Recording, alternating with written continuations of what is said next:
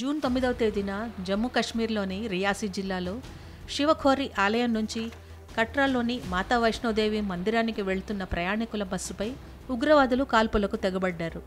దాడి నుంచి తప్పించే క్రమంలో వాహనం లోయలో పడిపోయింది. ఈ ప్రమాదంలో 9 మంది చనిపోగా 41 మంది గాయపడ్డారు. క్షతగాత్రులంతా జమ్మూలో చికిత్స తీసుకున్న అనంతరం స్వస్థలాలకు వెళ్లిపోయారు. ఈ క్రమంలో ఉత్తరప్రదేశ్కు చెందిన నీలం ఆ రోజు జరిగిన ఘటనను శుక్రవారం వివరించారు. కాల్పుల సమయంలో తాను కూడా బస్సులోనే ఉన్నానని, లోయలో పడ్డ తర్వాత కూడా ఉగ్రవాదులు పైనుంచి తూటాల వర్షం కురిపించారన్నారు. వారి తీరు చూస్తుంటే అందరినీ చంపేయాలనే కసి ఉన్నట్లు కనిపించిందని ఆమె తెలిపారు. జమ్మూ కాశ్మీర్లో ఇటీవల వరుసగా జరుగుతున్న ఉగ్రదాడుల నేపథ్యంలో శుక్రవారం అక్కడి శాంతి భద్రతల పరిస్థితిని కేంద్ర హోంమంత్రి అమిత్ షా సమీక్షించారు.